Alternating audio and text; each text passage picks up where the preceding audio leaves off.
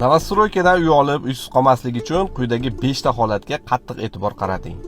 Birinchisi, quyidagi saytlar orqali qurilish kompaniyasining ixtisosligi, ta'sischilari va ulushdorlari kimlar ekanligiga e'tibor qarating va ularni so'rang, surishtiring.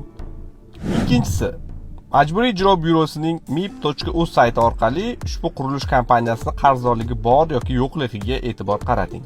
Agar qarzdorligi bo'lsa, qurilish kompaniyasidan izoh so'rang. Uchinchisi, qurilish kompaniyasining tarixi bilan qiziqing. Nechta obyekt qurgan, nechtasini topshirgan, nechtasini topshirmagan shu holatlarga qattiq e'tibor qarating. To'rtinchisi, me'yoriy hujjatlar bilan tanishib chiqing. Ya'ni hokim qarori, qurilishga ruxsatnoma va boshqa me'yoriy hujjatlarning borligiga e'tibor qarating, ularni tekshiring, muddatlarini solishtiring. Shartnoma tuzishdan oldin albatta advokat xizmatidan foydalaning. Advokat bilan iloji boricha shartnoma imzolash jarayonida qatnashtiring. Uni fikrini oling. Sababi ertaga shartnoma sizni sudda yoki boshqa insonlar oldidagi majburiyatingizni asoslovchi hujjat hisoblanadi.